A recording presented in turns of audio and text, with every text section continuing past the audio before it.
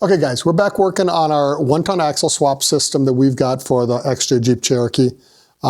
Complete system, everything's here for it. The piece that we're working on specifically right now is our high steer kit that we've got for the factory cast iron knuckles. Now this is going to be set up in multiple ways. The setup we're showing here is set up for the full hydraulic steering.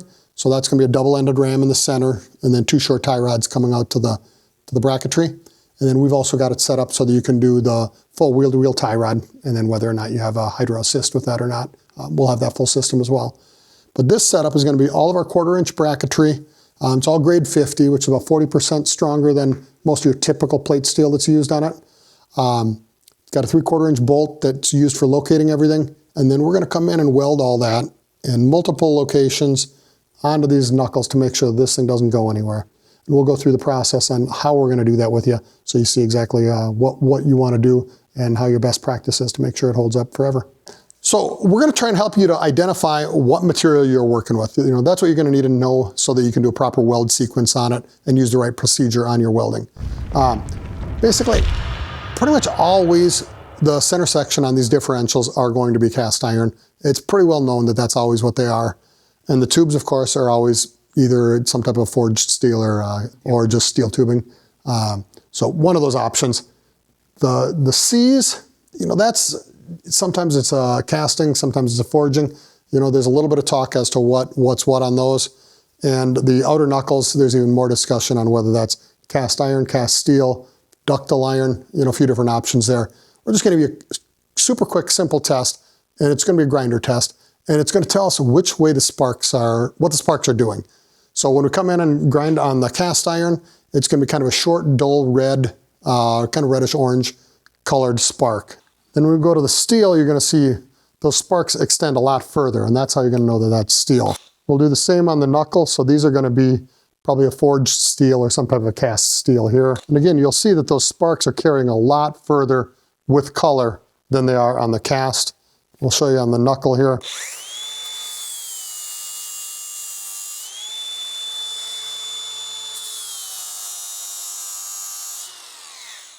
Very similar look to it, so we know we're dealing with some type of a cast iron, whether it's ductile iron, nodular iron, just a gray iron, a couple of different ways. But as far as our process is going to be, it's all going to be the same. We're going to come in, we're going to preheat this to about 500 degrees, and then we'll come in and weld everything. And that way, we'll do some post-heat on it as well, trying to let it cool down as slow as possible. That way, we don't get any cracking that's going on in that weld joint. So now we're doing our disassembly on our axle. You know, we've just got a regular 05 and up D60 out of a Ford F-250. We already cut all the brackets off the housing itself. Now we're working on the knuckles. And it's time to get this thing all disassembled. So, you know, we've already got the brakes off. We already pulled the lockout off. So now we're going to come in, pull the unit bearing off, pull the axle shaft out, and then the whole knuckle assembly, that'll come off. The ball joints are part of the knuckle assembly. As you can see here, we pulled the ball joints out of it because we're going to replace them. And we don't want those in there when we're welding and heating it up because we'll end up wrecking the ball joints anyways. So we're replacing them regardless. But then you'll start to notice that there's some casting differences. Now these things ran from 2005 all the way up to about 2015, I think. So through the years, there's been slight variations to all the castings. And then of course, every casting has a little difference from one to the next. So we've got this big nub here. We grind that off nice and smooth, as you can see here. And then we come in and just clean up any irregularities on there so that when we're tacking our parts together, they fit up nice. Everything's going to sit on there as evenly as possible so we can get a nice weld, and that way we can have it as strong as possible and make it last as long as possible. So here's all the components that we're going to be putting together for the passenger side knuckle. And this is all 1/4-inch grade 50. Again, this is about 40% stronger than your typical plate steel that's being used. We do it all on our CNC laser cutter we've got here and our CNC press brake for all the forming. So we make sure that our quality is top notch. And you can come in and set this thing up. Kind of the easiest way I've found for setting the whole assembly up is we're going to take our bolt that's going to hold the heim joint into the steering. We'll set it in here like this. And we're going to drop our washer spacer for the heim joint. Then the heim joint. Then another washer. And we're going to use this tube, which is our spacer, It's going to come up off of the factory mounting location all the way up to our new mounting location for the steering. And you'll notice on this that it's got a bevel on there. That's actually going to be a weld relief, so you've got room to weld it to this top plate. We'll slide that in there. And basically we're just going to use all this stuff to line up our parts. It's also tabbed and slotted. So you've got the slot here, the tab there. So we can get it all lined up right. And now we know we're in perfect position on it. We know that our spacing is all perfect. So we're going to come in and tack weld these, and then we'll disassemble this, and we'll actually fully weld this. We're going to keep the heim joint in there for that process. And what we're going to want to do is tighten the heim joint, or the bolt up that holds the heim joint in. Nice and tight, just with your fingers. Then we'll back it off about 1/4 of a turn so that everything moves freely. And that way, if the weld pulls, it'll pull it apart just a little bit. And that way, it's easy for assembly and disassembly. And then when you do the final bolt together, it'll be able to, any slop that's in there will be able to tighten up with the bolt. So now we're going to tack this assembly together. We've got the gusset that sits here. We're going to pull that out of the way because we want to be able to get at this full length of the weld. We're just going to tack it, then we'll pull this tube out. That way we can get a full weld on the back, and then we'll be able to put it back together and set it on the knuckle and start tacking it onto the knuckle. Okay, so we've got everything in place now. We took this gusset here while we had it disassembled, and we tacked it to this main gusset that we had welded in while it was on the bench. Now it's all in place, all tacked up. We're going to tack the whole assembly now to the knuckle itself, and then we'll start doing the actual cast iron welding process on it. So we've got everything sitting on the axle. It's bolted with our main bolt that runs through everything, but I've got everything just sitting loose. And what we want to do now is we're just going to push it up tight so that basically this longest weld we've got is sitting as tight as possible. And there's going to be some gaps because of casting irregularities and such, but we're going to get it as close as we can, and then anything else we'll just come in and preheat and fill after we're done.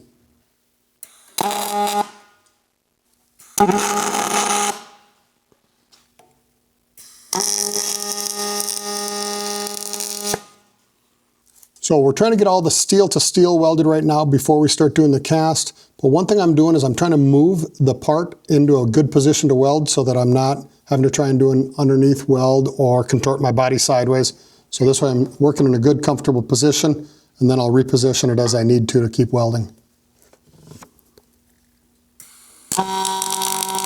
Now that we've got all the steel to steel welded together and we've got all of our tacks into the cast, we've basically built up quite a bit of heat into the part. So from here, what we're going to do is we're going to use kind of a little easy trick to try and get it heated up to temp. We're going to try and get it between 500 and 600 degrees, but we're going to use our favorite barbecue grill. So we've got our grill running, we've got our knuckle in there, and we like to use this as a nice way to make sure we get up to a nice, even and consistent 500 to 600 degree temperature. The whole knuckle is going to be nice and even. We're really wanting that consistent temperature. The whole knuckle is going to be that way. We're going to come in and weld it. We know we're going to get good penetration, good fusion with the two metals. And then once we're done, we'll put it back in there, and we'll set it at about 600 degrees or 500 or 600 degrees for about another 30 minutes to an hour. And then we'll just turn the heat down after that, down to minimum, and just let it sit in there for another hour. That way it's all up, nice, even, consistent temperature, nice, slow cooling on it. And then from there, we'll shut the gas off completely, and we'll just let it slow cool inside the grill from there. So make sure you give it some time in the grill, because our grill's sitting at about 550 degrees. It's been in there for about 10 minutes. If you come in and do a temp shot on our actual part, we're sitting at about 220, 230 degrees. So we've got to give it a little time. I think it'll probably take half an hour for it to go up to temp. And then we'll just weld up that, or tack up that other knuckle while we're waiting for this. That way we can keep things moving. One thing we also need to mention is on the driver's side, you're actually gonna have to drill the original tie rod location to a 3/4 inch hole. On the passenger side, it's already set up with a 3/4 inch hole. Be careful when you're drilling this. Once this drill bit starts to bite, it really can throw it around and hurt your wrist. So get on there, kind of brace it, hold yourself nice and steady. Make sure you're going straight vertical with it, so that way you don't end up with that hole coming in crooked on you. Okay, now we're going to tack this other vertical gusset in, and we're just using a welding square to keep that nice and 90-degree angle. And then we're just double checking it with the spacer that goes down to the factory knuckle, just to make sure everything's sitting right. So we'll pull that so it doesn't get any spatter on it. Come in, put a couple tacks on it.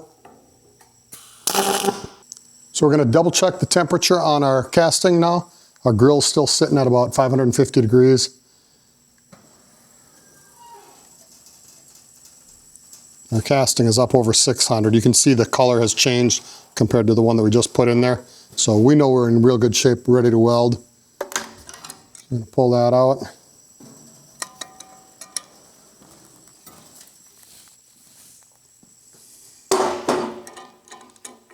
So we're going to use some high nickel rod and a special gas mix on our MIG welder, but a lot of people are just going to use a nickel rod for their arc welder, or even a stainless wire with a different gas for their MIG welder.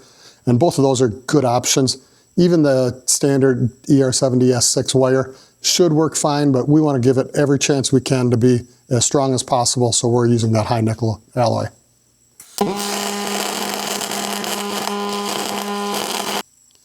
So we put our first bead in there. We had just a little bit of a gap in there, so we did a first pass to come in, fill that gap in, and now we're going to come in and we'll do a nice cap weld. It's going to get us some real good fusion, make sure this stuff doesn't move.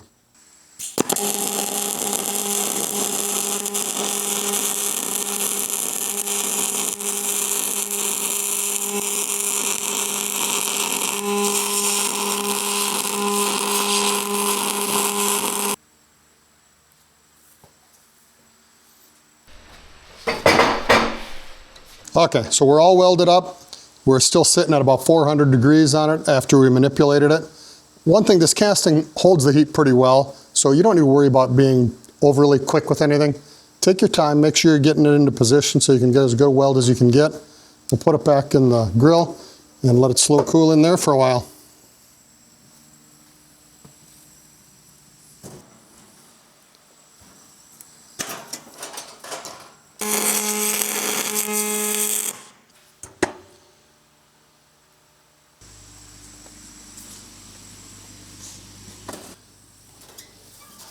Okay, we're going to let them sit in here for half an hour, maybe an hour. Let them just slow cool, and then we'll turn the temp all the way down and just let them simmer for another hour. And then we'll shut it off and let them slow cool from there. But just as we were doing it, you know, this welding to cast is just kind of a unique animal. It worked a lot better when I was with more of a pull weld as opposed to a push weld. That worked better, kind of dragging it through.